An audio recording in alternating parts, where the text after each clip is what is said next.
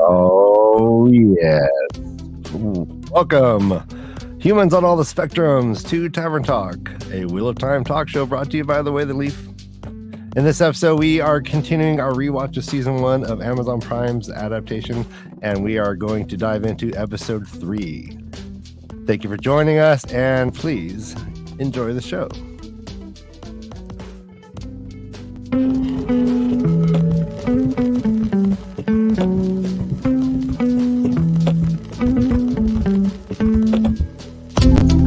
Oh yeah!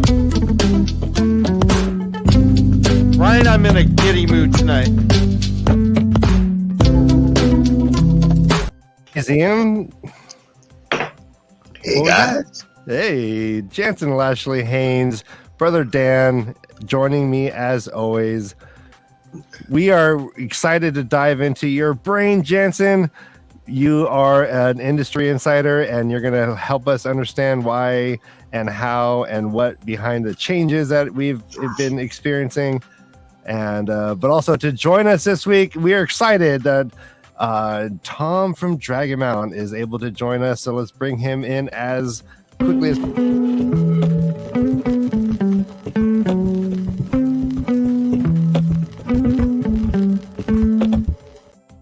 and I'll cut that short. Hey, What up? What it do? what it do? How do you do, Good, our friend?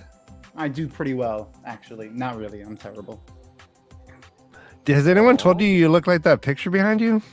It's really striking. Is it that one right there? Yeah.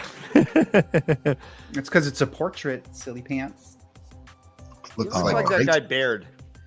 I wish one day someone will recognize me. Hello, Tom. It's good to see you, Jansen. What up? It's always good to see you guys. Always. This All right, is called a and place of forever. safety, and this is what Ryan. I like to think of our show as a place of safety as well. Exactamundo. Absolutely. We accepting of all, allies to all, for reals. Oh, what's We're it- no. What's that? I may have been wrong. Maybe the last hour. No, I have it in my notes as a place of safety, but that doesn't sound right. I think Shadow Lagoth was. Oh no! Anyways, I'm You know. sorry. Oh, this episode is a place of safety. You had it right there. Oh, okay, huh? Yeah. It's a Okay. place of safety. Sorry, Ryan. It's all good.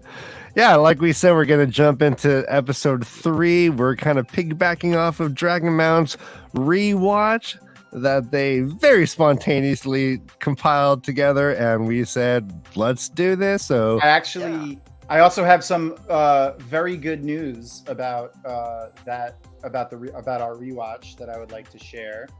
I texted news. Sarah Nakamura today just to double check everything is going good with Rafe because we haven't heard from him in a couple weeks. They had some last minute. She replied. She said they had some last minute traveling that they had to do, but Rafe has been busy. But he will get back to us and be answering all the questions that we will be putting through and that we put through already. So just to keep them coming, and he, Sarah's been checking in and giving him updates, and he likes everything. So, including you guys, because I've mentioned, I mentioned the, my puppet counterparts a couple of times, and he said that he laughed and said that the puppets were interesting, is what Sarah said. Yeah. Well, you know what, Ryan, that could have gone way worse. yes. Oh my gosh. I had butterflies in my stomach. I'm like, what is he gonna say about us? And Interesting. I didn't even, and for chat, I didn't tell them that I was going to say that before we started. I wanted to be a surprise like that. All right, so wait, let me get this straight. Secondhand, Rafe said the puppets are interesting. Yeah, secondhand. That's secondhand. That's so don't quote. Yeah, okay. I was about ready to change my Twitter bio. Yeah. But all right, Yeah. shoot. Well, Okay. suddenly we're gonna get an IMDb, Ryan. There you go. And our credit will be that Rafe said we're interesting. We're going places, bro. Also, Hey, side note, okay. my phone still auto-corrects Rafe's name to Rage in my phone sometimes, which is interesting. That's fun. Right. Yeah. I love that. Synonymous. Well, you That's know what? awesome. Rafe is killing in the name of. You're hilarious, buddy. Proud of you. Well, that's awesome. But that's awesome. I was a little worried. I texted her. I was like, so does Rafe want us to stop with the questions? Is he mad at us? What did I do? I'll, prostrate myself. And she was like, no, everything's fine. So that was good. So great. Okay. Oh man, that's like 9 degrees away from Kevin Bacon. We're like 4 degrees away from Rage Judkins. Right. We're on a radar. So I forgot who gave him. Someone gave him the nickname R2J2, and I love it. So I've just been. That is good. That's good. Thank you, MaTsDaGger. We were on the Twitter Time Awards. Yes. Both Tom and the puppets were on. The puppet Tom and I and Ryan did the red carpet as we did last year. It was a smash. No one threw one tomato at us. Not Awesome. one. I'm gonna just keep the party music going because let's say hi to Tommy Schlonger, one of the rare Twitch commenters. I hope you live up to your name. Must be a good life. Tommy Schlonger, yeah. If your name is Tommy Schlonger, you always walk into a Burger King and people know that you're Tommy Schlonger. It's funny because that was my stage name for a while. Was it? Was it? What was in what production were you in? Trench Coat Mafia. Okay. We used to just walk around in trench coats, and it was an adult film. Tommy Schlonger. Okay, yeah. Do you remember? I'm glad you're here, do you remember like 80s flashers, like the whole idea of like someone in a trench coat? That was the theme of the movie. Naked underneath. All right. Well, the Tommy Schlonger, it's only appropriate if you get named that by someone else. If you're like, you can't nickname yourself. Like, you can't be Kobe and call yourself Black Mamba. That's just gross. Yeah, just like the the Fear did it. That's true, but she's there's a difference between Kobe Bryant and Lanfear. When you can bring Luce Theron to his knees with your power from the one power, then you can pick your own nickname. Lanfear never scored 63 in Madison Square Garden. You're right.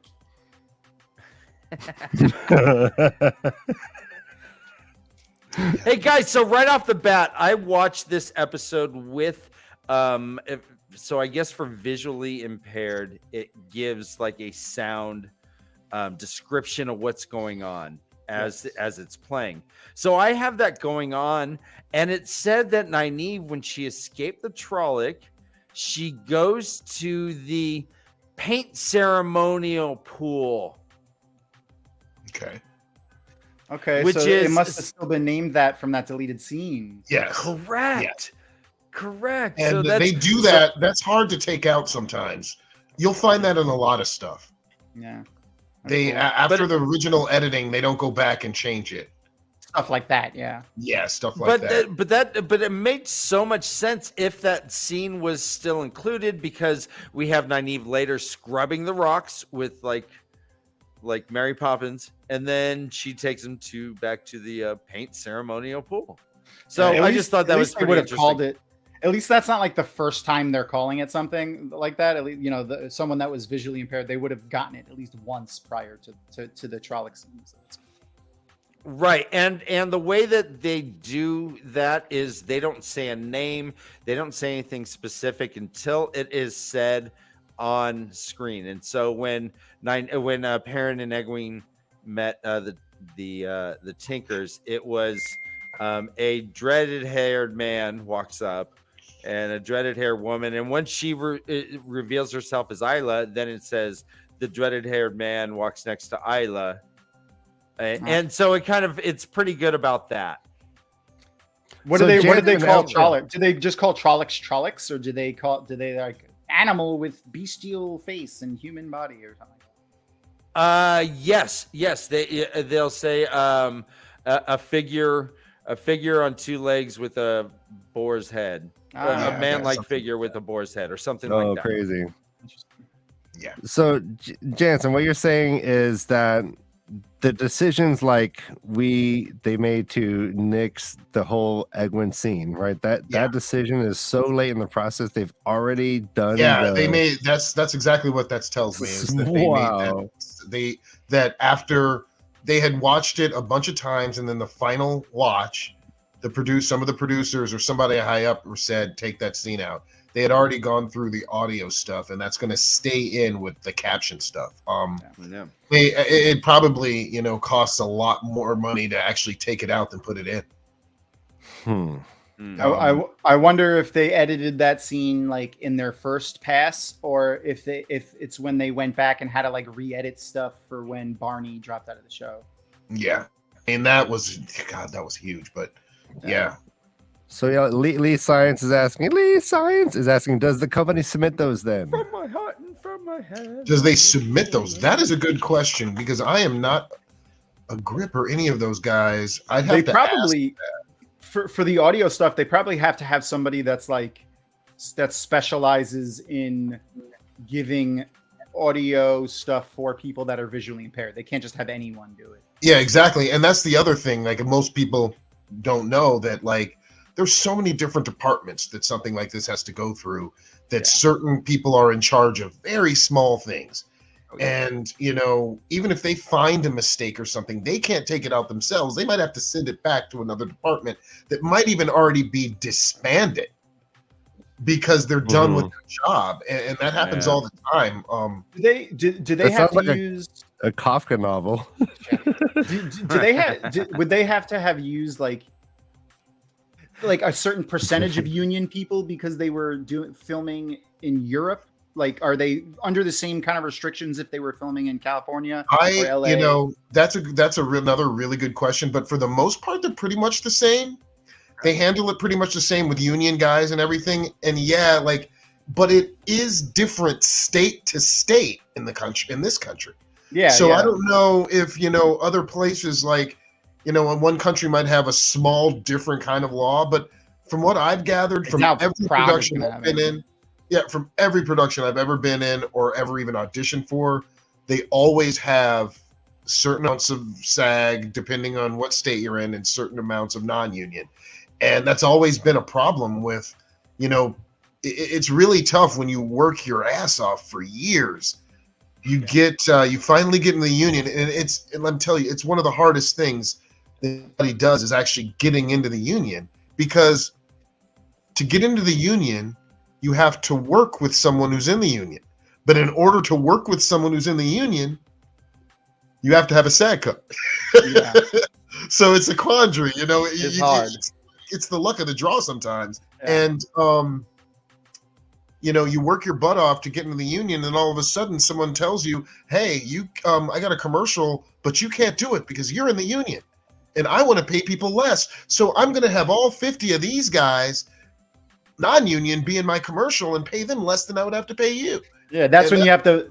That's when the actors come out and bust out that big inflatable rat, put it out in front of the the filming studio. Exactly, man. Like, so we voted on stuff like that this year.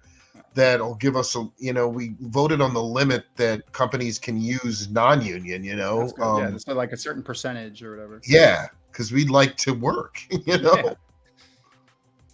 And not have them exploit, ununionized. I mean, that's, and then no offense, that's one of the reasons why a lot of people are upset with Tyler Perry, because he has the largest lot in the world in Georgia. And Georgia, when people are doing extra work or background work, and even some instances stand-in work, you can't be in the union in Georgia to do that. You have to be non-union because they pay you less.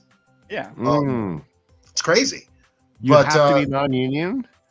In order to be extra or background work in Georgia, yes. Yeah, and that's just what they hire them for at Tyler Perry's studios. Yeah. Wait. I mean, they can hire SAG people to do that, but if they were to do that, then they would probably have to hire all SAG people to do that. And way more money. Yeah, and then pay way more money to them. They exploit people that are not in. Dastardly. Well, that guy hasn't made anything good in the last 20 years anyway, so that's fair. What, Tyler Perry's Christmas extravaganza? I think his studio has made some stuff that's not bad, but like his studio's made a ton of money. Yeah, well, yeah, but I mean, making money and making. There's a difference between money and quality. That weren't like Tyler Perry, like Medea Goes to the Mall or whatever. Like they were like Tyler Perry production studio, but like other filmmakers and stuff.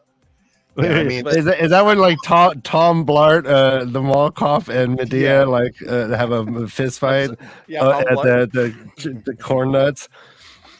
Hey, yeah. So let's get back to this episode itself. All right. Was probably where the polarization within the community began.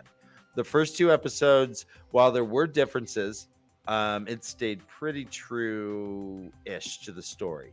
However, this episode goes bonkers. This episode is not in a bad way. I think Nynaeve getting captured by a Trolloc and fighting her way out is much better storytelling than her just saying, well, I'm going to piss off and go find Moiraine because I don't like her taking the boys. Yeah. Like this vengeance thing. I liked this idea that she thinks that they brought the Trollocs, that they captured the boys. I actually prefer TV show Nynaeve to book Nynaeve. Mm-hmm.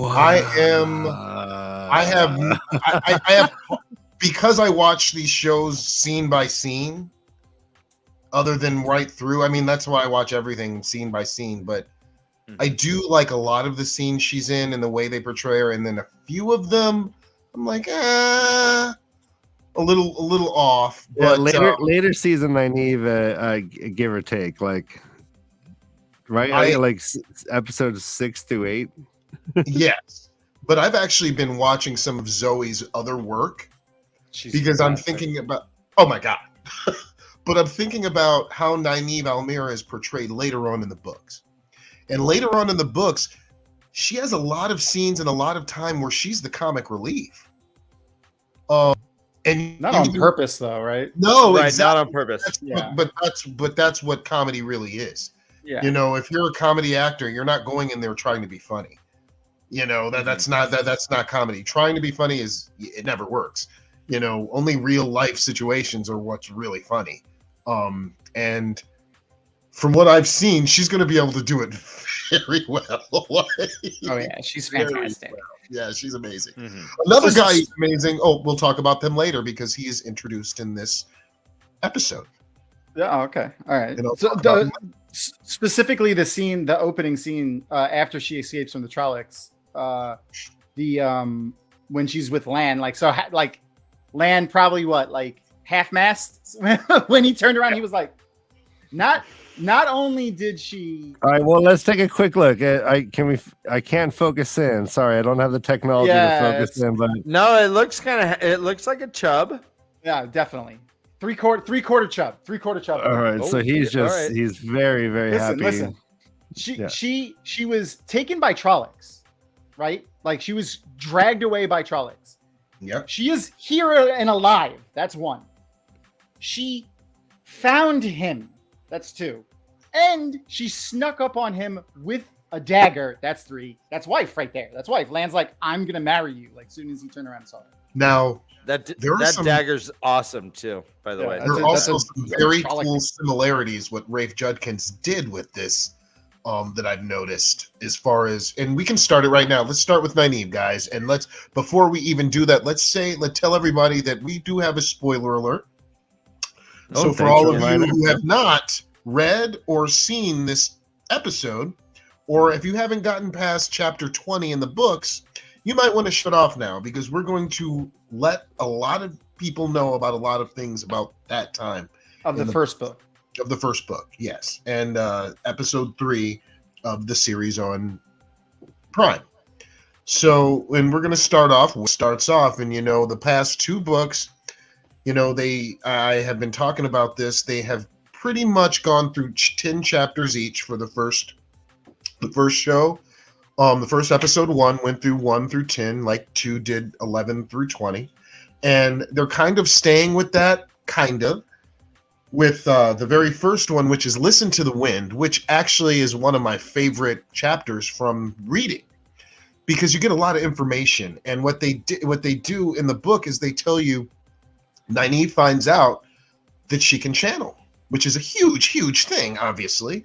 Nynaeve finds out. But like you were just talking about, some of the things that they did in the book, when she snuck on them, Lan in the book still was like, how did you find us? That was something he was very interested. Oh, yeah. He went, and they did that in the book, which is great. Uh-huh. But they also did some other things about when Nynaeve in the book snuck up on Lan and Moraine after Shadow Largon.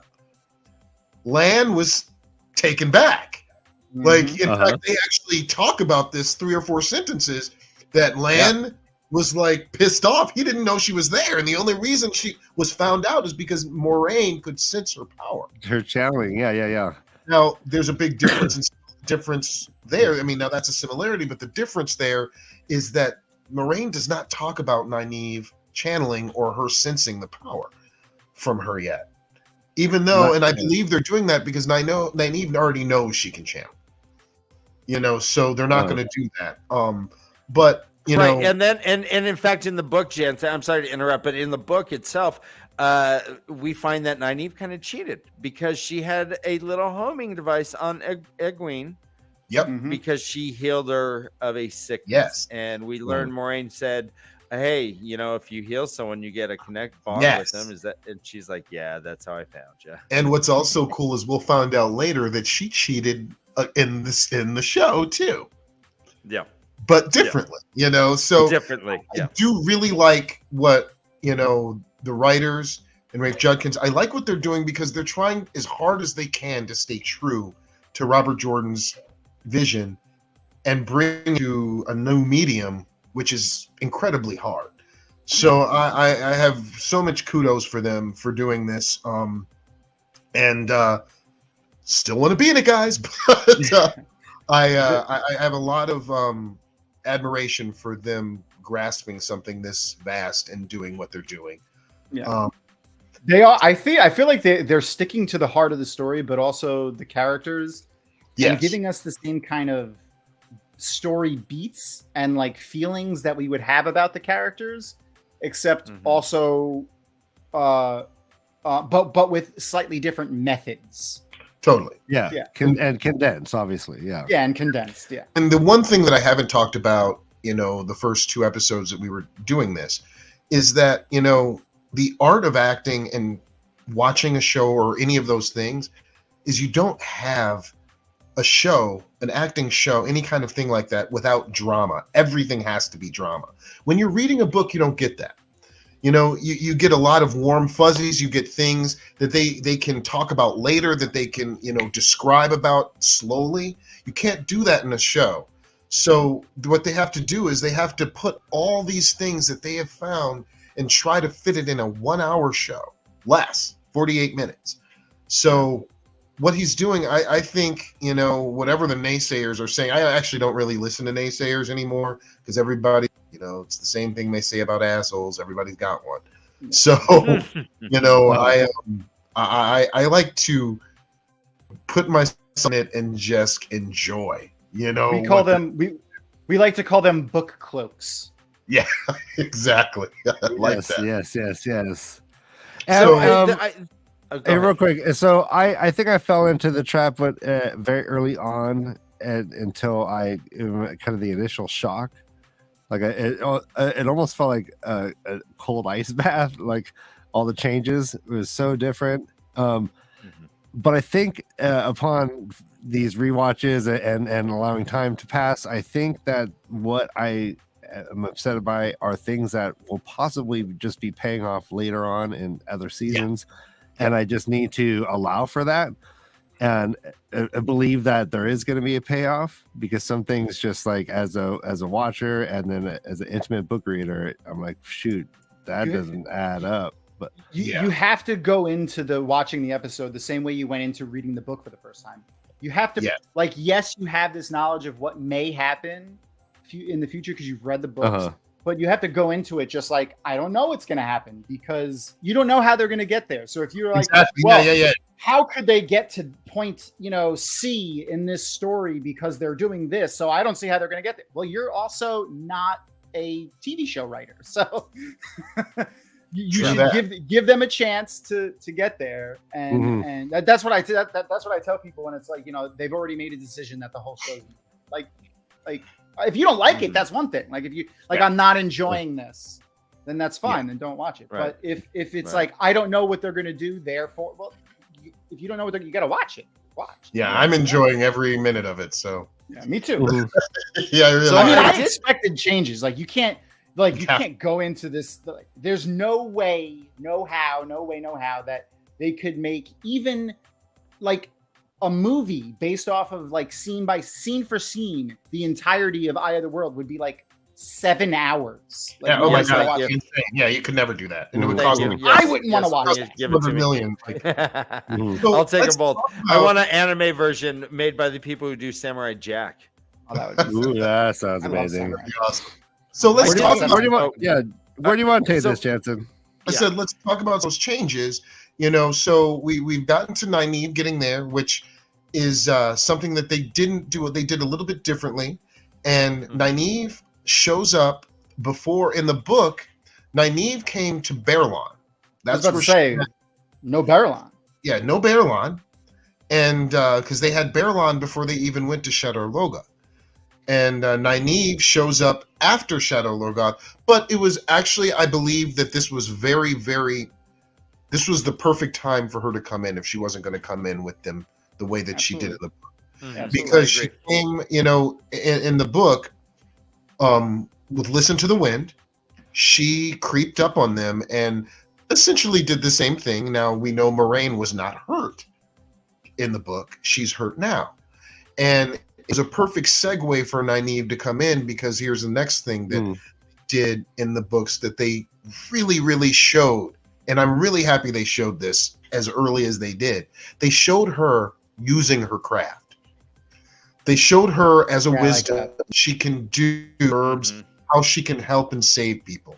And they did that. They talked about that a lot in the book, but they never actually showed Nynaeve doing something. They just talked about villagers talking about how she was so great with her herbs, how sometimes like she had miraculous things happen, and people who were maimed could walk again and things like that.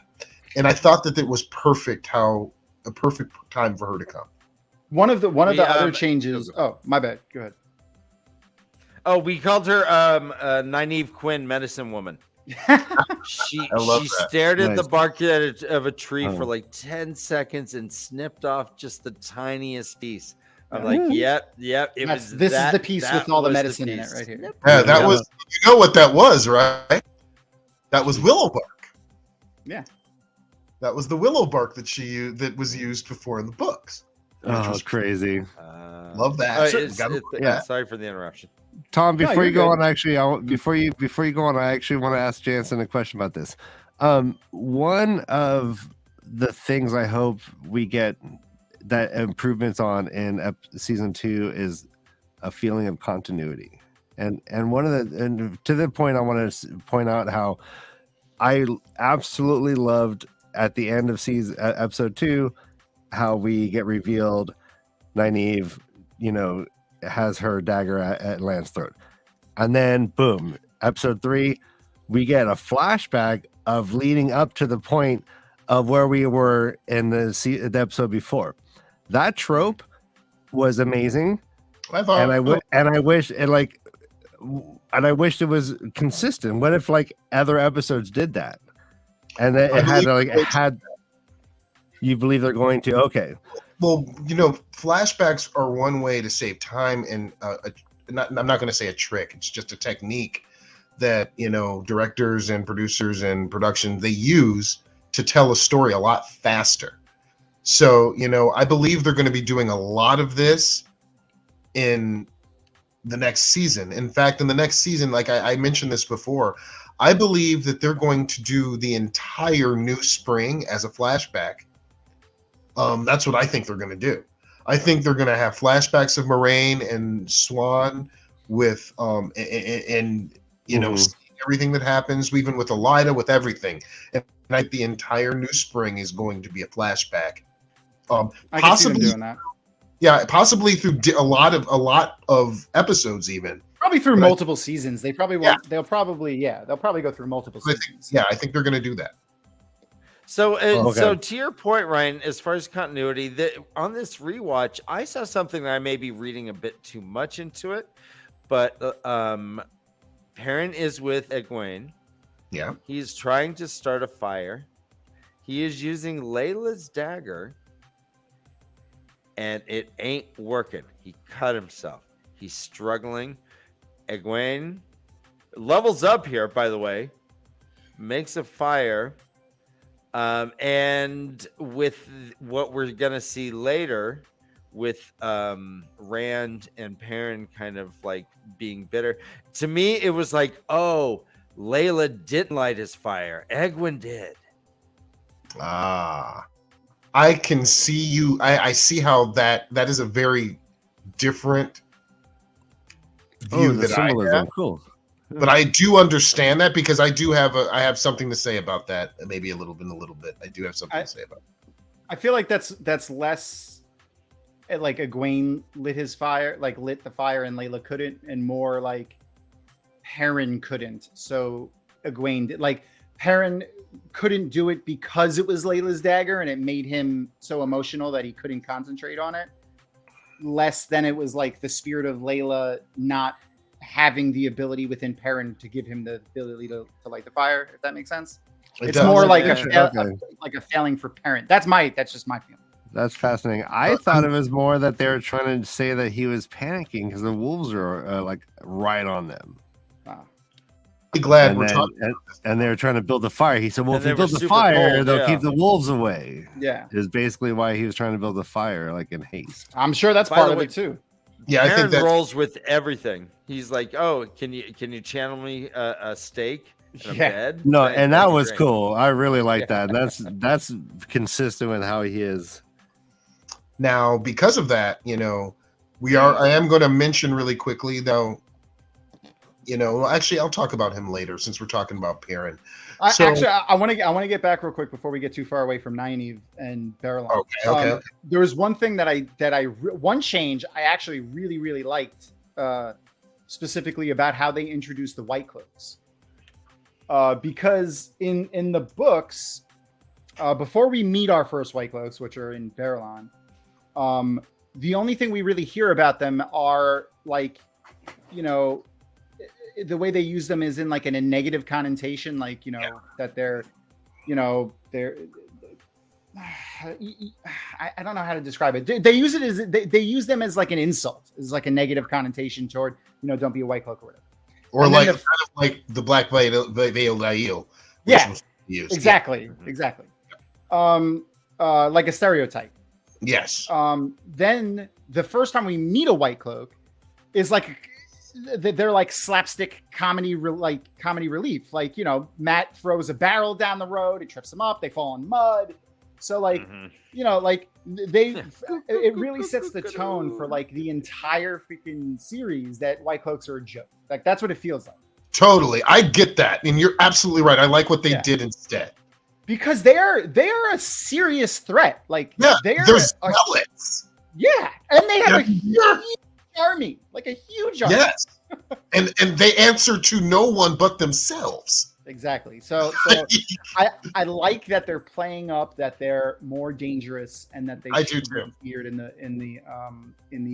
show. I do too. I like how they introduced them in this better. And in fact, the kids do know of them. When Egwene and Perrin see wagon marks, he's like, it could be traitors. And he said, or it could be White Cloaks. And Egwene was like, oh, shit, not White Cloaks. That's another change. Well, remember, they already met one. They already met them. Perrin and didn't you meet them? Yeah. White Cloaks. Yeah. They met them in episode 2. They meet them. Oh, that's right. I thought that was after they got separated. No, they met them. Before. Right. That's another change though that I liked. Shit, what did you just say? And then we talked about White Cloaks and I forgot. I'll come back. I'll remember in like 10 seconds. Just move past me. My brain just shut it off when we were talking about the White Cloak part. So do we assume that was a wolf dream? Well, the first thing we see is the eyes, the glowing eyes. We know that there's dream. I mean, so this is full spoilers. We know that there's dream spikes. We know that, these things. So as soon as Perrin gets out of bed, we see it outside the window like a Disney thing, just kind of staring. Yes, but we also see a good face. It's a really good. Like I like the face they did, like for Balsamon. I do too. Now, what they're doing, you know what they're doing here. So what you just showed, not here, but the forge that is in Piran's dream. Now, this one right here. Now, I believe that this is going to be a scene they're going to be using this set a lot through the entire series. I believe when Piran goes to the wolf dream a lot, he's going to be here. First, like this is where he goes first when he enters the dream, no matter where he is in the world. Exactly. And they're going to use like that production-wise because of saving money, saving time, and saving where he goes. They're not going to be able to do it the way they did it in the book, per se. So when he goes, they're going to have just like they did in the book with the Stone of Tyr.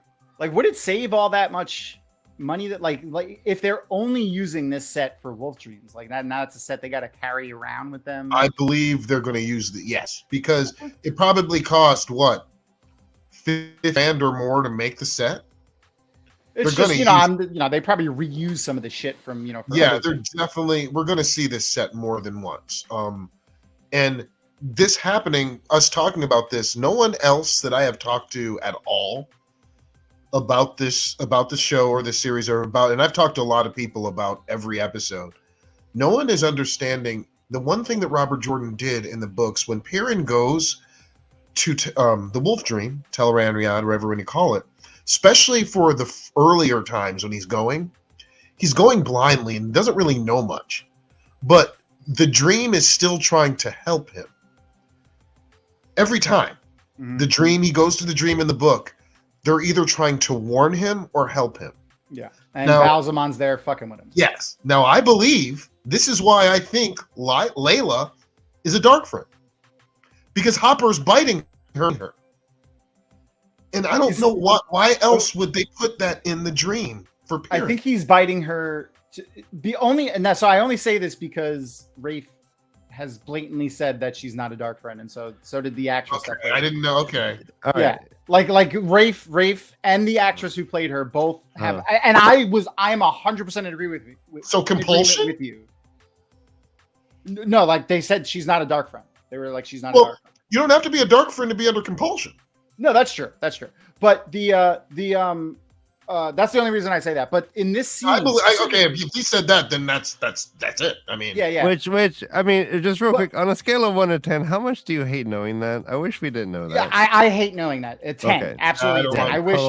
I wish we were questioning that for the entire series. Yeah, it's like it's a very, very effective twist, and they, even if it's a meaningless, just waffo, man. Yeah, just let us like argue it for days. Exactly. Even if it's something they didn't plan on, like people are like Rafe and them are sitting in the room, like these people think Layla was a dark friend. Like we didn't plan for that. Yeah, whatever. Let him whatever. Let him think it. Let him theorize Hopper's about it. Biting the memory of Layla away. I think. Yeah, I think Hopper recognizes that this memory was put there by that's a good way to look at it. Karen. So he's like, get the thing the fuck out of here. I gotta protect Karen. Or he's trying to biting the axe wound. Yeah, he's getting warned about Balzaman. He's getting. I mean, every time he goes to the Wolf Dream early on, he either has the windows that he sees the books. Something is showing him, and he doesn't even understand it at the beginning. I mean, we don't even. I mean, people forget Piran's the first one to meet Brigetta. Yep. Jesus, that was funny. I'm he's right. So, and it's funny too because he also becomes the most powerful dreamer in the book, besides maybe Ishmael. Yeah. Oh, he may even be beyond Ishmael. It's Dream and Find Out is Daffo. Oh, Dream and Find Out. Because I mean, you consider who his teacher was. Hopper would destroy every single one of them in the Wolf Dream. So yeah. Not only you have to remember also, it's not just Hopper. Like when wolves are reborn over and over and over. They know everything that each. Yeah. They remember everything. And Moiraine, it's at one point, and no, actually, Varen at one point says something about she thinks the wolves might have been the first beings to discover the dream. So that's He's learning from the beings that have been in the world of dreams way longer than humans. The OG dreamers. Yeah. Yes. When that's my favorite part. One of my favorite parts in the entire series is that part when he. So again, just to make sure everyone is aware, this is full series spoilers. Yeah, full series. Like one of my favorite parts in the entire series is in A Memory of Light when he goes into the tower when they're having the battle in the World of Dreams in the tower, and Masana shoots Balefire at Egwene, and he catches it in his hand, and Egwene's like, and he's like, it's just the one tower, and then he fucks off. Was that Masana? It might. I think it was Masana. If it was a female Forsaken, it might have been not Masana. Because I don't remember. And it wasn't a Forsaken either. It was a Black Aja because she died. I think it was a Forsaken. I'm 90% sure it was a Forsaken because that's who Egwene was fighting. I'll bet you $5. All right. $5. $5. Oh, no. All right, we got it. All right, it's documented. But so the way I always saw it was Egwene was a black belt, like a first or second degree black belt, and she comes up against like a grandmaster. Yeah, like a Shaolin freaking grandmaster who like it like just disarms her with just like his one finger. Just don't. Well, I mean, he's the only one who fought nightmares. You know, nobody else fought nightmares. He chased Slayer.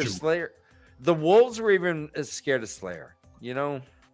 But in fact, I want to remind everyone when he again, full spoilers at the very, very, very end when he bests Slayer was like, I am the king here, and he kills him. He says, you're no king here.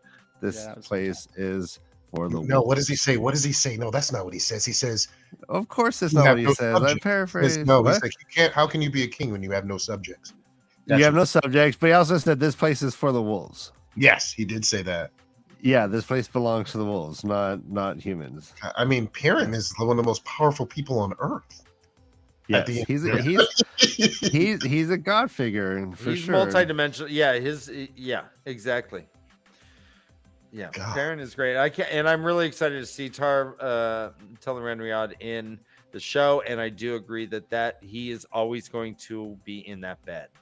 And they're gonna do that. In fact, and they did it in the book with the Stone of Tyr. When the girls, when the girls, they went to Tel'aran'rhiod, they met in the Stone of Tyr many, many, many times. In fact, that's where, one of the only things I still don't understand, and maybe you guys can help me with, is I still don't really know who Sylvie is. Sylvie? Right. I don't know. Who is? I don't know who that is. Old Sylvie. I thought it was too. I thought so too. I thought it was too, but I thought, why would Lanfear help Egwene do anything? Because she's got her own agenda. So she yeah. But also Egwene was at that point not a romantic interest. True. That's my thought as well, Ryan. She wasn't a threat any longer. Yeah. Because says that. I thought you were done with that old farm girl. She says that to him. Thought you didn't have feelings for her anymore. Yeah, she says that to him. Okay, let's talk a little bit. Let's get into the city, the little trading town. Okay, that's a great segue because we have a new character introduced in this on the show. He is already there in the books when our heroes are in this spot, but we meet Tom Maryland front. Sans mustache. And I do love a lot of things they did with him. He's not the Tom from the book. No, he's not. But he is he has the essence of Tom because he's very traveled, he's very learned, he's very wise, and he's also a badass from the beginning. And Tom Maryland is pretty much a badass from the beginning, as far as self-preservation, as far as helping people. We get all those good things from Tom in the book and in the series.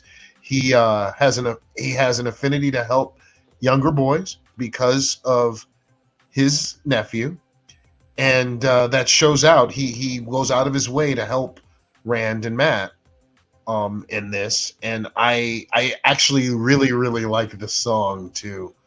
Do you want to sing a verse or two, Jansen? I could probably sing the entire song. I guess the question is, will you, not can you? Will you? All right, let me think for a minute. All right. Me. Hey, quiet on the set. Colors of his morning, the darkness of his night.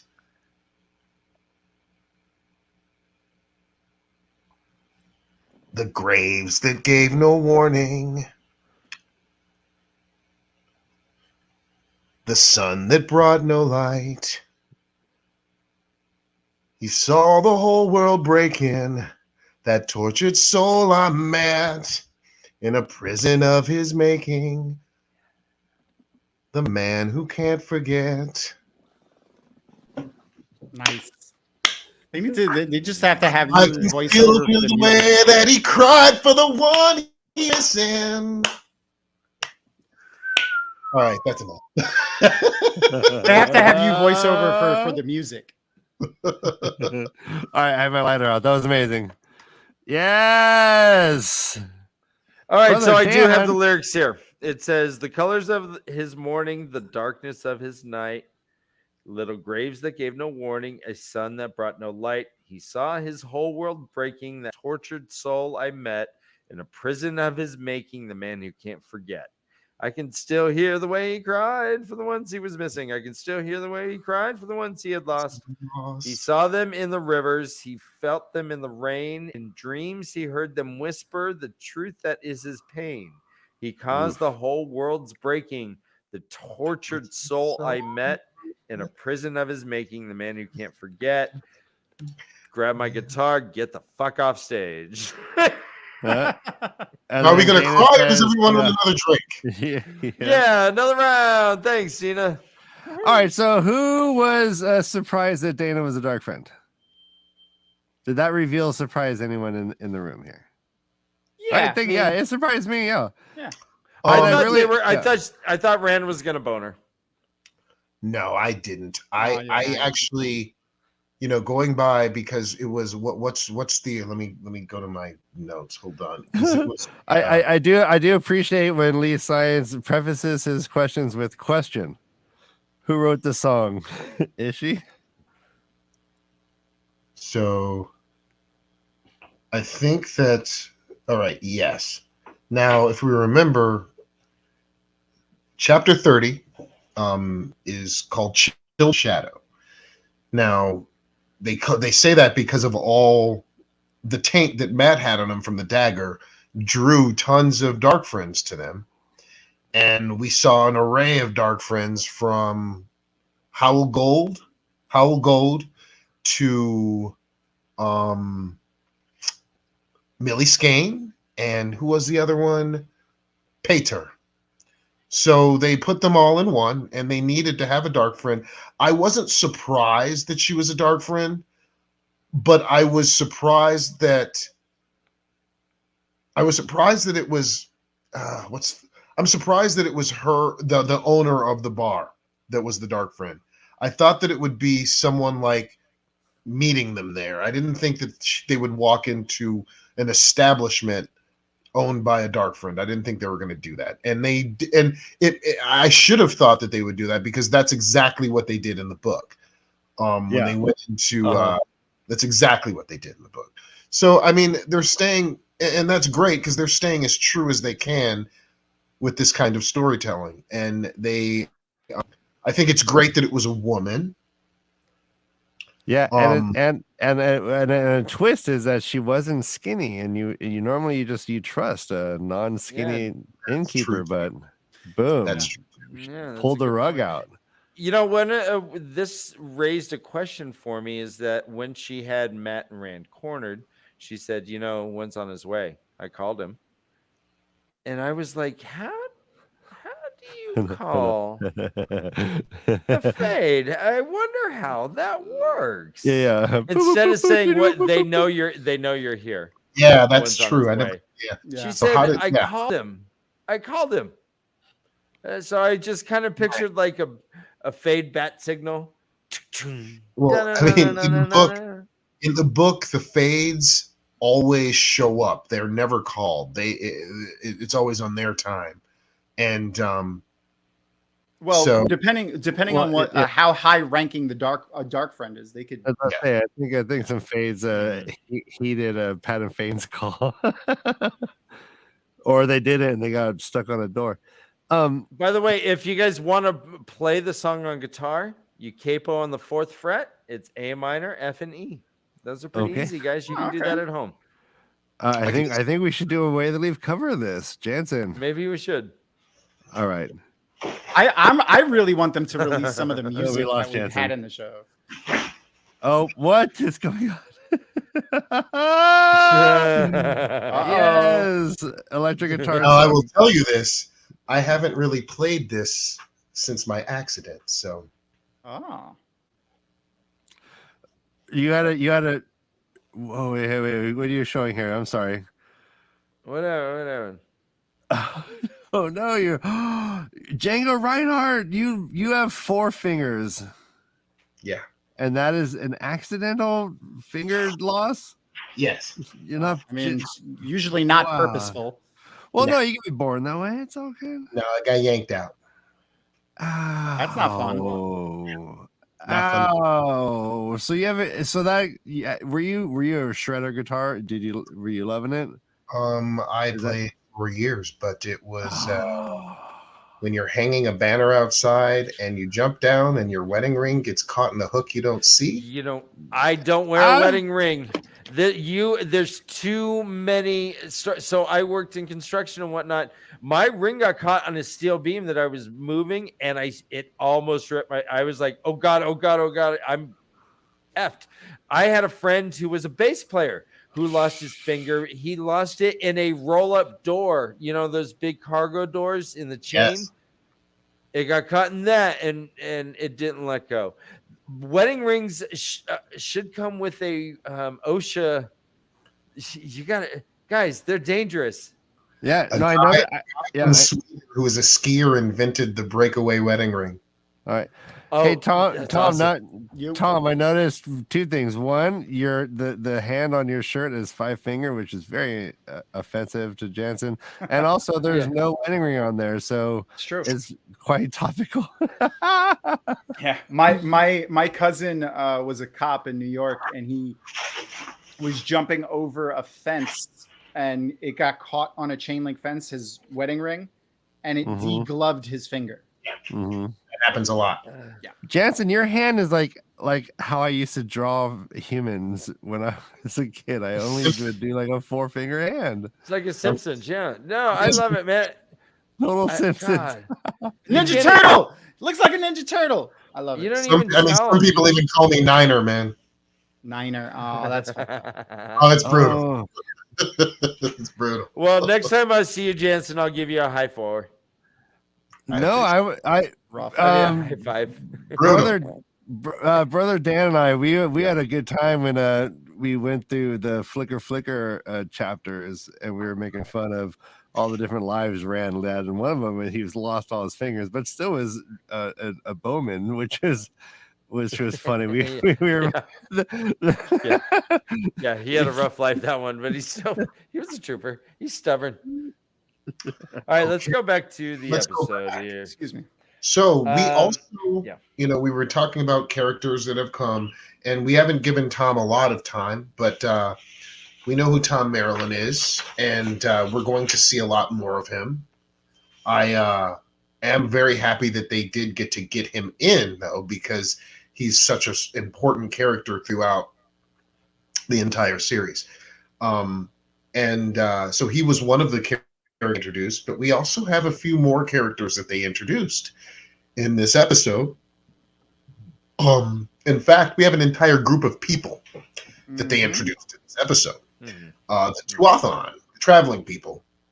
And we get to meet Aram, Isla, and Rain. The Seeker. And they actually, what they did in the book, they really, really talked a lot about the Tuathlon. They gave us a real look of what it was like to live with them, what to be with them, how it was with them, through Piran's eyes. And they did that greatly in the series, in the show. In fact, that episode has one of the best monologues in the entire series from Isla.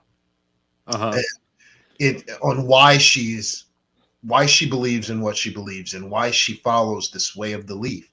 Mm-hmm. And there should be a bell or something every time we say that on this show. Yeah. But the last chapters we just read had the line "followers of the way of the leaf," and I was like, "Yeah, let's go, baby. It's you guys." And so they talk about the traveling people, and the guy who plays Aram, we were talking about great actors. I know his last name's McCormick. I can't remember his first name right now. He is phenomenal. And the reason why they picked him to play this part was not for now, it was for later. Because Aram becomes a very, very intense character in this series. And McCormick is awesome as an intense character. I really, really am glad that they brought someone like him, because he has some of the best acting chops on the show. In fact, all the actors that they have are phenomenal. I don't think there's one bad acting job at all. McCormick. Daryl McCormick, yes. And there are. I'm sorry, Tom. So accomplished, it's ridiculous. They're just great. So they met the traveling people, and the one person that's not there when they met the traveling people that was there in the books is a man named Elias Machera, who is the guide that helped Piran find the wolves, which he really didn't need to help him find, because the wolves found him. Yeah. Apparently, licked his wounds clean. So they've already, they did it very subtly, but the wolves have already found Piran. So they didn't need to have Elias. From what I've read, Elias plays a gigantic part of in the next series. Yeah. He's taking the place of Hurin. And they which I think is great.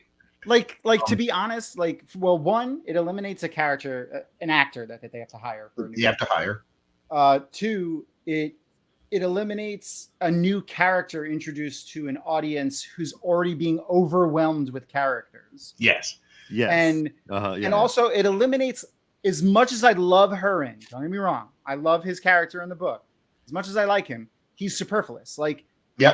Perrin, Wolf Brothers have almost the exact same ability as Hurin does. Yes. So there's no reason for him. He doesn't serve a purpose that Elias. So I do think there's going to be a very big change on how Rand meets Selene because of this. I don't know if they're going to go. Who knows if they're going to keep portal stones in? Exactly. I don't think they are. I think in fact, I've actually heard this. I heard this rumor before they even came out, that the portal stones and the waygates were mixed. They're going to use those as the same thing. They're not going to have. Yeah, that makes sense. It makes sense to me. I can't see how they can. The portal stones are weird, and they are superfluous. You don't need them for this. One of the reasons why, I think, because Pat and Fane didn't use anything to get through it. Yeah, there is one promotional. It's a promotional image in the leaf. Yeah, he had the leaf. Yeah, but we don't see him using it. We only see him whistling his way out of there. So I believe that they're going to. But I think, and this is jumping ahead a little bit, but I think because they're doing this way, I believe that Pat Fane is going to single-handedly bring the Trollocs to the Two Rivers. So you don't think that Slayer? You don't think that the White Cloaks will be there either? I do think the White Cloaks will be there okay. because they have to be. Yeah. But I do think that, like, I don't believe I'm still here nor there whether we even see Pedro Nile. I don't know if we're going to have to see him. You know, I mean, only need about 3 or 4 White Cloaks of note, you know. The only reason I would think that you want to have Pedro, it doesn't have to be Pedro Nial, but like somebody for Valda to overthrow to become in charge of the White Cloaks, and for it to be even scarier that he's in charge of the White Cloaks. You know what I mean? Yeah, I mean, he kind of kills. You know, he kills. I mean, that's Pedro Nial. that's the function he serves. But I could also see in the end, like, just make him scary and like, yeah. So Tom, do you think we'll see a Jared Buyer? I don't know. I do, because they introduced Valda so quickly. I don't think we're going to see Buyer. And no, yeah. Child Buyer. Yeah, no. I'm pretty sure Child Buyer's and I'm pretty sure we've seen him already. Child Buyer. Okay. Like if you remember the White Cloak with the blonde hair. Yes, actually, that's weird. I do remember that. Like, yeah, I think that's Child Buyer. Okay. Well, that young man has a future if he's caught both of your eyes like that. Yeah, I mean, so he is pretty good looking. Not gonna lie, he's a little dreamy White Cloak. But by the way, I slipped into a rabbit hole. The guy who plays Aram, Daryl McCormick. Yeah, he was in Peaky Blinders. Yeah, he's been in a bunch. I mean, he's amazing. Yeah. He's really good. So real quick, I got a question for everybody. One function, you know, you do say that Huron had the same kind of skills as a Wolf Brother. To an extent, I see that. But one of the functions of having Huron so early is to introduce the idea of these talents to the reader. And I don't know if they're going to come in. Yeah, so that's my question. You think we're going to have that as a because that's funny you say that. Elias Mature is the first one to talk about the Aes Sedai being weary about other these different powers. He actually says that to Piran. Yeah. And he actually leads that to him. And so what are the powers we're talking about? There's not many. There's Men's power. There's the Wolf Brothers' power. There is Sing TAVERN. Yeah, but that's something that happens. That's a talent that you have from channeling, though. No, you don't have to channel to have that. There's non-channelers. Okay. No, this is great. Who can see TAVERN that can't channel? Let me think. There are 100. I know it isn't like it is listed as a non-channeling talent, but let me remember. I think I can remember who it is. It's me a minute. Gosh, I mean, this is huge to me. This is huge because they actually even call it a talent in the book. Yeah. But it's not. I don't think it's a talent that is specifically tied to channel. Because the first person we know who has this talent is Logain. He doesn't say it, but he's the first one who makes a reaction. Yeah, and Suan has it too, but we don't learn that until later. No, we learn that in the second book too. Yeah. And Logain. Yeah, and that's when Swan said he burned like the sun, which is where they got that phrase for. I always assumed it was exclusive to channelers. I did too, but please tell me. I want to know this. That's great. I want to know. Yeah. But I'll find it. Probably just my assumption. Yeah, I like being wrong. Boom! Skeeter comes in. Skeeter. Oh yeah, some Ogier can see TAVERN too, and they have nothing to do with channeling. I remember that too. Yes, that is. Loyal does say that. He did say that. That is definitely true. Dang it, Skeeter. It's so good to see. Cray. God, I love being part of a community. Has there ever been any a human Ogier breeding? Well, I don't know. Well, first of all, like, I mean, besides the fact that it might just be physically impossible. It's funny. They actually and a Chihuahua. They kind of slightly mentions this in the books. Oh, do tell. She says, "Loyal, for your name is loyalty." When what you did last, some would marry, even some humans would marry you even because of what you did, regarding to when she's talking about what happened in the Stone of Tear. Wow. Wah, wah, wah, boom. But I'm pretty sure Loyal's a pretty big man. So someone asked him. Someone asked Robert Jordan at a book signing, is seeing TAVERN tied to the one power? Seeing TAVERN is considered a minor talent and not tied to the power. A minor talent. So once you turn so what is he 18, you saying? can't So do how it many anymore. minor talents are there out there for non-channelers? Yeah. Oh, here it goes. Yeah, the rabbit hole. Jansen looks like he's in pain right now. So sniffing, seeing TAVERN, Wolf Brother. Oh, here we go. I Nomengard coming in with the quotes. LAR, LR. What is that for? A light. That's just being a TAVERN, though, right? Yeah. So yeah. I mean, we've established that now. We have two different sources from two different Ogier and so that's pretty cool that we know. That's something that I never even considered, but that's awesome. So we know now that's a talent that Ogier have. Ogier can get a talent that humans can get too, which is interesting. And Ogier, what's the other talent that Ogier have? They can feel the moods of people. Yeah, well, they can feel the moods. Yeah, because when they and obviously tree singing. Tree singing, yeah. Is another non-channeling talent. And then Min's talent. Min's viewing, which according to recorded history, she's the only one to have ever had that. Nope, not according to Tuan. So what Tuan says? We haven't had a Doomsinger for 400 years. Oh, okay. She says so in that. The Shanchen, but the Aes Sedai have never seen it before. Yeah, the Aes Sedai haven't. Have. But the Shan have definitely seen Doomsee. They've seen him. And even Min started calling them omens towards the end. Jansen, if Loyal Tree sung a human, it would be you. He would. What do you think would happen if Loyal Tree sung Groot? Yeah, whatever he tree sings becomes sentient. You have like walking around a bed. A bed's like clunk, clunk, clunk, clunk. I'm tree sung. I'm alive. I wonder. All right. Okay. Yeah. So what's the next scene in the? Where were we at? We found. Just got through. Tom has been introduced. I do want to say one thing too about the Breen Springs, right? It's called the town that they're in, Breen Springs. Yes, in the show, Springs. yes. Okay.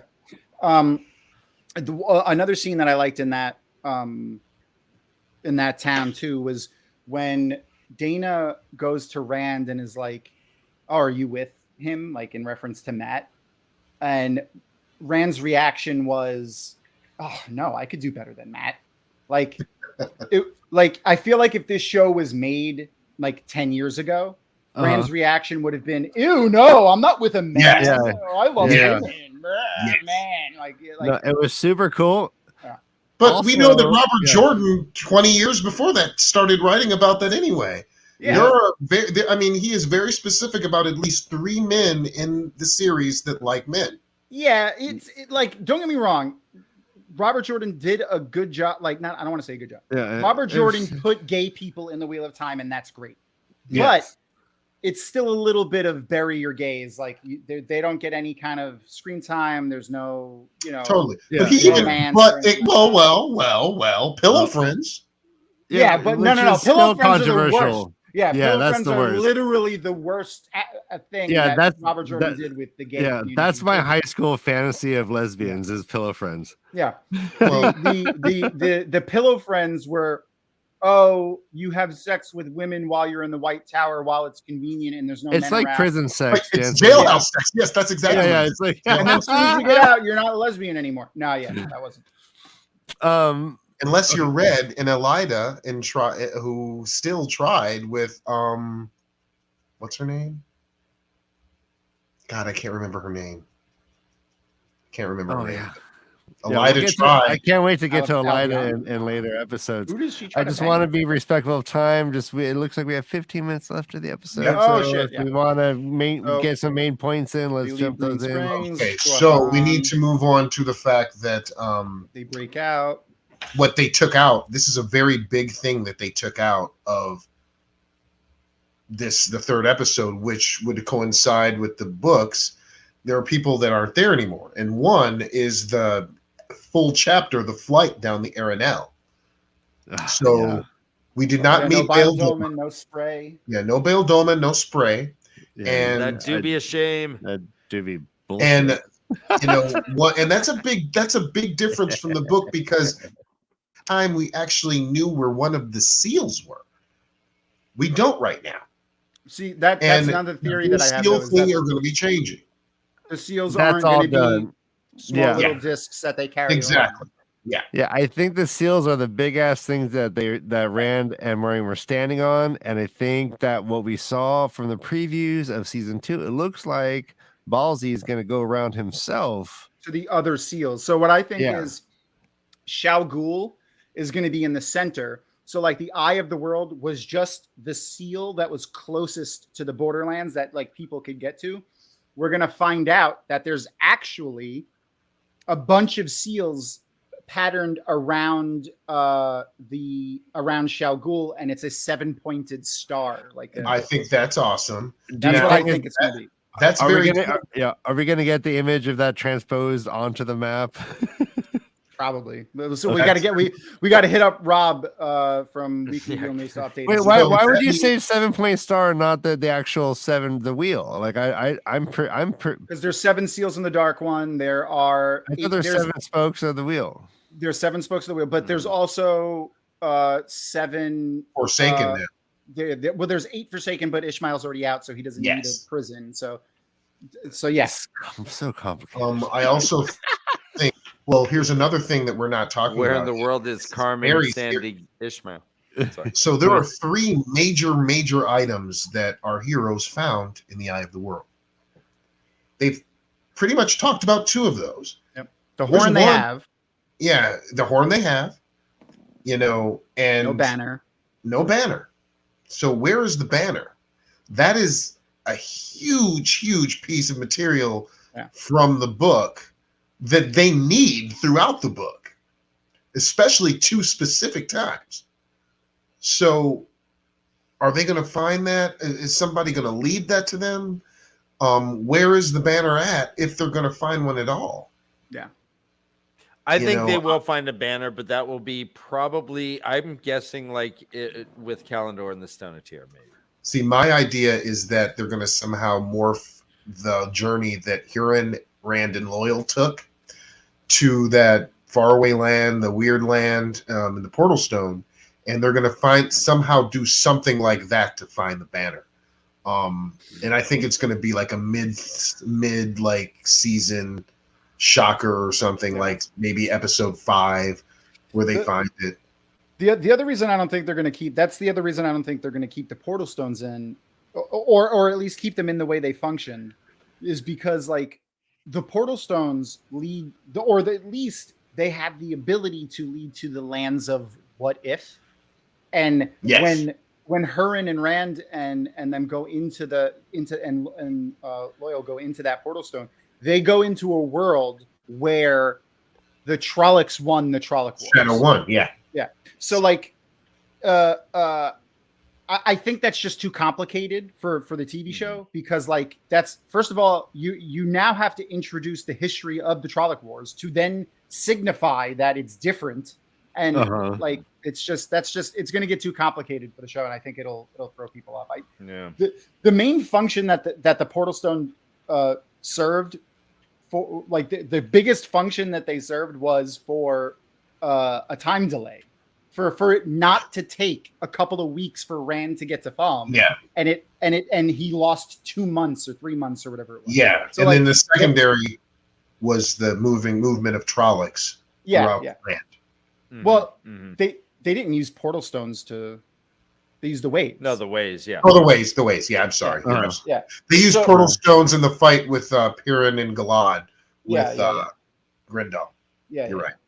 But like that's the only like that, like they're gonna have to figure out a different way to make that time make sense, like to make the timeline of the Great Hunt make sense, because Rand is gone for 2 months, and that's why the Shanshan progress as far as they did, and like the Shadow progresses a little bit further than they would have, because Rand's basically moved from the equation for a few months. Well, I can theoretically see them going into June. He goes into the portal stone, and there's one past life, right? And he hears at the end he dies or something, and he hears you. I win again, lose Theron. Yeah. And then then we just see flicker, and then flash, and then later he's like talking to Varen, and he's like, "I lived a million times, I died a million times, and every time I heard." I win again, lose Theron, or something like that, which could explain what he did, what he went through without showing it. Yeah. So, but that's a panel for another time. Exactly. If you want to get back to the TV show, the next scene is basically Matt and Tom with the Aiel, which is another great scene.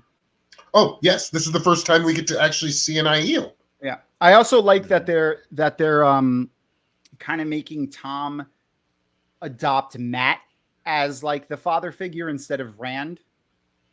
Like that's like, it seems like he's like where in the books Tom is more like Rand's father figure. Like he's like, he takes care of him and protects him and imparts all this knowledge to him. Whereas he seems like he's doing that with Matt, like he's kind of giving him direction. Yeah, no, you're right. But I still think that Tom was trying to father figure both too. Oh yeah, in the book, yeah, a little bit. But he favored Rand because he reminded him of Owen. Absolutely. Yeah. Whereas they shifted that to this one, he literally tells Matt, "You remind me of my nephew." So like Yeah, and that makes a lot of sense because of the interactions that they're going to be having later on in the series. Yeah. Exactly. Tom and Matt spend an incredible amount of time together. Yeah. So I'm excited. And and this episode does, I think one of the glowing parts of this episode is the Matt and Rand on the road. We get that in the books. This is when they bond hardcore. They go through some shit together, right? And we see, there's some humor here. They're going. There is. Yes. Rand really good says a joke, and Matt's like, "Well, that's a new wrinkle." It's kind of here lies Matrim Cotham, the man who was once a little chilly. Yeah. Yes. He's like, "Geez, now you're funny." Yeah, that's a new and wrinkle. the whole they say all roads lead to Tarvalon. He's like, "That's not how roads work." That's not how roads work. Yeah. Roads work. Yeah. That's the best line. But yeah, we kind of see that a little bit within that, and I think that's kind of was one of the more fun parts of this episode, I guess. Yeah. Cutting down the Aiel. And they bury him too, which was great. Yep. Yeah. If shows Tom's compassion as well. It shows Tom's compassion because Tom didn't have to do that. He went out of his way to do that. But he also was like teaching that to Matt, like make sure that you still do the right thing. Like, yeah, whatever, take this shit from him. He doesn't need it, but so do the right thing. Jansen, I don't think we've ever spoken to you about this. There is an Aiel in a cage. This one is dead. In the books, there is an Aiel alive. It is Gall of the Stone Dogs. As Matt pilfers this corpse, he takes a little crystal thing and a stone dog. Is this Gall, do you think? Huh. Well, is Gall dead? I don't think it's Gall. I think this might. Is there no You know Gall? what? You know why it's not Gall? Because remember, in the book, Min told Perrin she sees an Aiel in a cage. That's the only and it was specific for Perrin. Perrin might still meet one in a cage, but he hasn't. Or not in a cage. Or not in a cage, yeah. Yeah. I think that this. I honestly, I think this scene is telling us that we're not going to get Gall in a cage. I agree with you. I think they put this scene in with that stone dog thing specifically for readers to be like, look, we kept the scene in. But then either Gaul is just not going to be a character, like they're not going to make him a character, or we're going to meet him somewhere else. I mean, they could do it again, but I don't see them doing it again. Like another. Now you know the Aielman that they meet when they're with Ingtar in the books. See, I thought that might be Gaul. It could be. I thought that, because they do meet an Aielman in the Uno season. Aielman in the rocks, he says that. And they could do the same thing. They could do the same thing where it's like, oh, look, there's like Uno's like, oh, look, there's an Aielman fighting some white cloaks. And Perrin goes and saves him. And we have the same exact story beat, but in a different manner. Is this that was another big thing is Perrin kills, white cloaks, and that was a big. Jansen, is this going to be Chekhov's crystal or Chekhov's stone dog? I mean, is this going to come back to haunt Matt? I think that crystal is a Sangria. Oh, like Maureen's little. There's nothing. Sangrio. Yeah, I think it's actually a big. The only reason why they would never focus on something that hard on a TV show unless it means something. Yeah, it's got to mean. What's he going to do? Right? Trade it for? I mean, this is not it. Yeah, it's Chekhov's crystal. Yeah, or that's going to be the first thing he uses to make his first bet. I don't know, but like Matt does not need money. No. Here's my thought. I thought they needed something highly visible so that an Aiel person would see it from a distance and get him in freaking trouble. Like, be like, what? How do you have that? Like, it has to be shiny and visible so that it can be seen from a distance. Yeah. That's exactly what I was about to say. But I think it is an object of the power. Okay. That's amazing. I like that in a cage. I could see it being an object of the power, but a Sangreal is big. Like it's big, but I do think it has some significance. They would never put something like that in unless it had a future on a show. They just wouldn't. They wouldn't take the time, even if it was 5 seconds. They wouldn't take the time. Yeah. So all right. Well, I mean, to that point, like, remember that Santa Claus looking dude who is right to the right of Tom and he was singing his song? He looks like he looks like Plato, like a Grecian philosopher. Like, hey man, where's that? Is he gonna come back? I think he's as important as a little pink trinket. Probably not. I do think that they're gonna go back to that town. Oh really? Oh yes, I think at some point. Okay. I do think that the set. See, here's the weird thing: the sets they make, these sets are expensive. And, I already know that the one set that they made, they spent, I can't remember the exact price. It was a lot of money. And then they destroyed it, and I heard that they were building new ones, but, like the Stone of Tyr, Tarvalin, Emmons Field, the new Emmons Field, because they're going to go back to Emmons Field and there's going to be a lot of scenes there. Yeah. They're going to have to keep those very different sets. I mean, the shows that I'm on right now, like Snowfall, we're still using the same set from season 1. Wow. For the warehouse and everything, and they're still using them. Yeah, and the fact that they didn't grow their budget that much definitely means that they're going to be looking to save money. So yeah. Well, their first, if you think about it though, that first year's budget was the infrastructure that they've built, right? Like I'm sure, if you take in the budget for a season, maybe that built Jordan Studios, and then the next season, if it has the same budget, they're not putting that towards building the studio. The studio's already built. They're putting that same amount of money into hopefully a quality product. Does that make sense?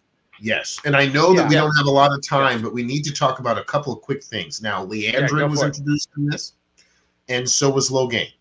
These are 2 new characters that were both introduced towards the end of this show. I thought that it was a really, really good thing to introduce both of them.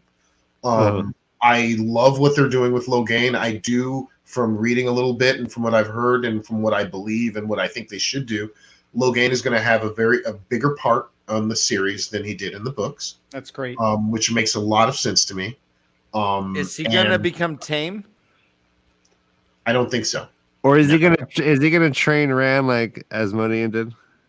Is he going to take a place? That's a better question. No, I think he's going to be.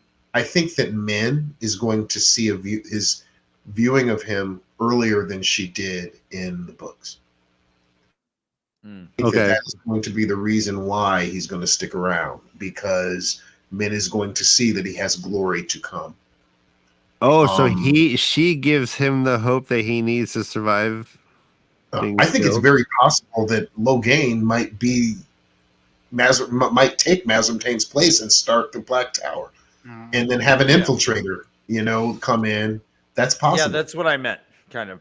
Yeah, he could do that, and an infiltrator could come in. Like, they even mentioned this in the book, that they thought that Rand said, "Look out for people who are too strong."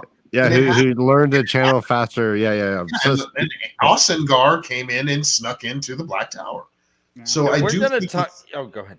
Yeah, I do think somebody may sneak in. It's it's a toss up. I don't know what they're going to do with that. We're going to talk more about Logain next week when he is the cold open. Yeah, the main part of the King of Geldon, which I love, by the way. Yeah, and we'll get into Logain a lot next time. Yes, but I kind of think that he is going, with such an actor like this, you need to. Logain didn't have the largest role until Swan, got deposed, and then he was traveling with. Yeah, he makes a bunch of cameos, but you're right. Yeah. He's just this dumpy dude who's always just sitting, looking down at at his knees, and they're like, "Come on, Logain." He's like, "Okay." I mean, this is the powerful, not only actor. I mean, this is he was in the Netflix, the money heist, and he nailed that green bitch to the wall.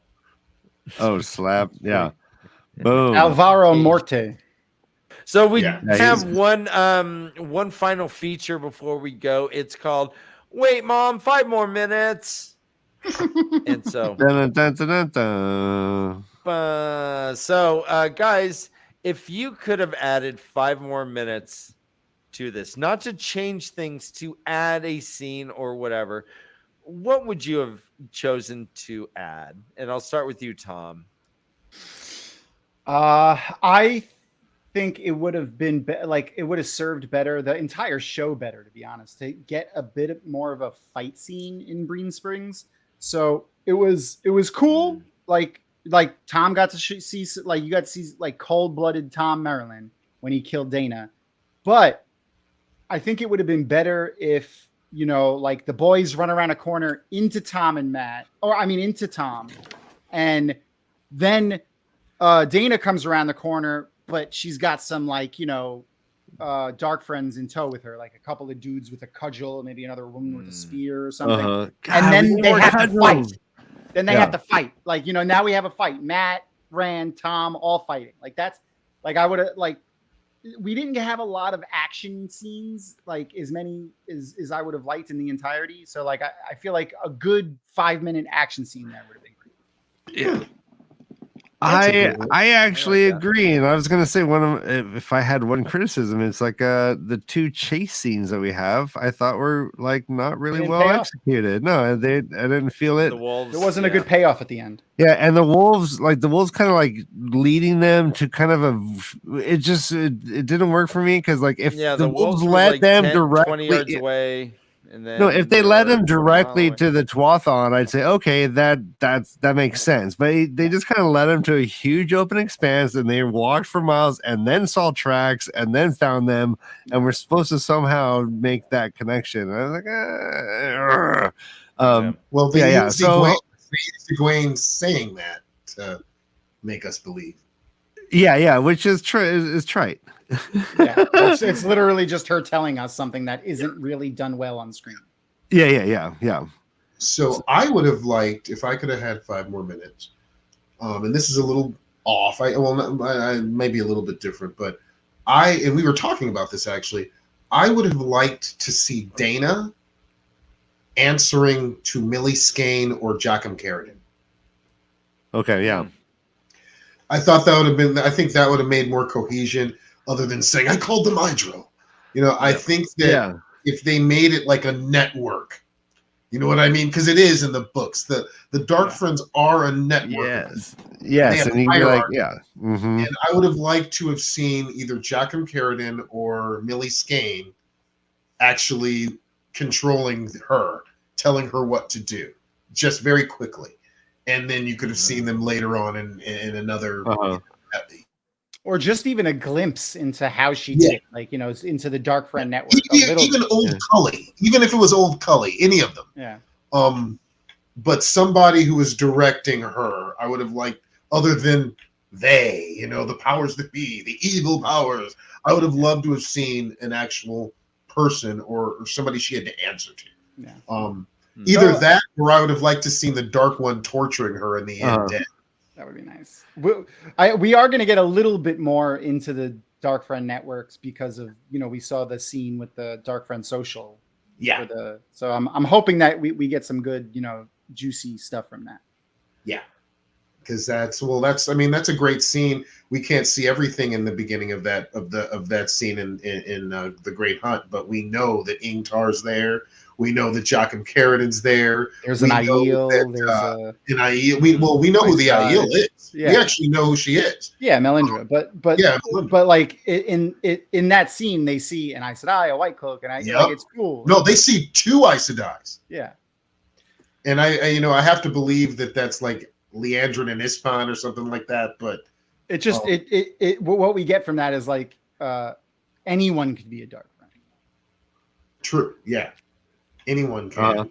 And in the books, if you remember, they did this great thing where they obfuscated Moraine being absent for the same exact time period as the thing. So she's either was spying on it, or or the implication was that she was a part of it, but she arrived roughly the same time Ingtar did. When I first read it, I 100% thought she was. Yes, me too. I thought she was there. Yeah. Yeah. Ryan, is there anything that you would have added? Oh yeah, like I was saying, I would have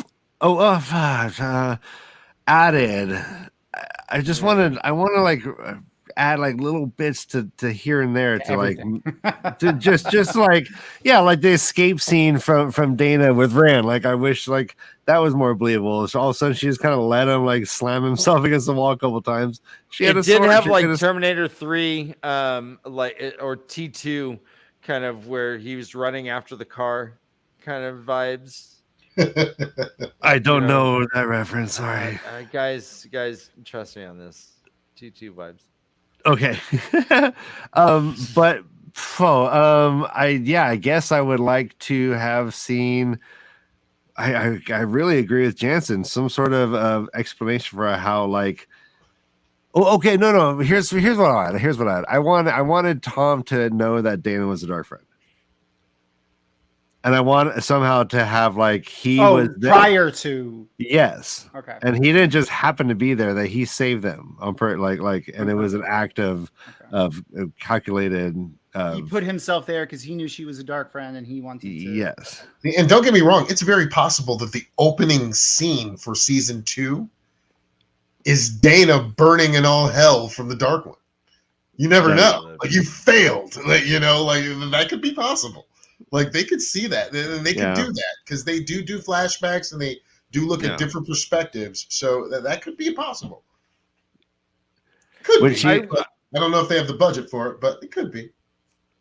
Well, that's great. I would have liked to have if I had minutes. I think I added a White Cloak scene, maybe with the one party that was continuing on to Terran Ferry, seeing just the burnt down, just how horrible, Terran Ferry, the village looks now. It'd be all smoldering and just that'd be cool. Because the Trollocs just came and just destroyed the whole place, and then just kind of looking and going, okay, let's continue on east or wherever, and then just a little thing to bring that back into it. I don't know. To remind you that Trollocs, kill everything in their path. Yep. Good. Awesome. All right, we are wrapping up. Does anybody have anything last words before we have a word from our sponsor?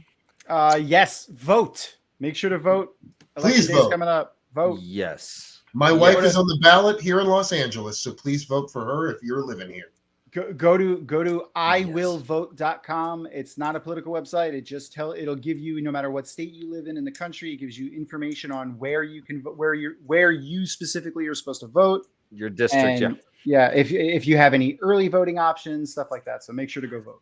Yeah, one of these days, guys, the upcoming election won't be the most important election of your lives. One of these days, but that's not someday this one. soon, but not now. Yeah, but not now. This is the most important election of our lives. We are Team Justice League or League of Justice, there, buddy. I'm rooting. I can't wait. I can't wait to congratulate you guys. I hope so, man. She deserves it. She's a great person. She's one of my many heroes. Yeah, beautiful. Yeah. May we all be married to our heroes. I mean, that's all we got. All we have is our vote. That's the one thing. Yeah, one puppet, one vote. vote. An American, that is assured to you that you can go to a polling place and choose, or at least let them know who you're choosing to represent. Yeah. So, and when there's a group of people trying to stop people from voting, that's when you need to vote by. Make sure you vote even more. And there's a lot of people out there right now trying to stop people from voting. So make sure vote in spite of them. Yeah, exactly. Yep. Exactly. Yeah, yes, yeah. So put on your Kevlar vest, your night vision goggles. Get ready. Bring to dodge extra water bullets. because you may have to wait 6 hours in the line. But yeah, do it. All right, that's been a great show, everybody.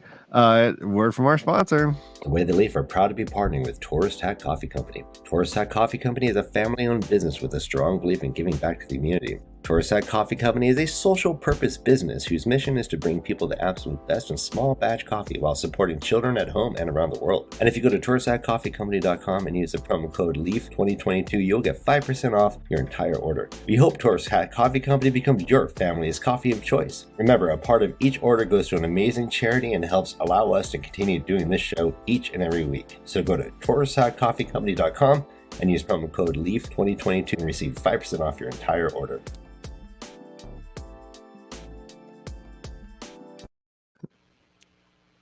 All right. Yes, vote. Tourist Hat Coffee Company, promo code, everyone, run for your lives. This is the way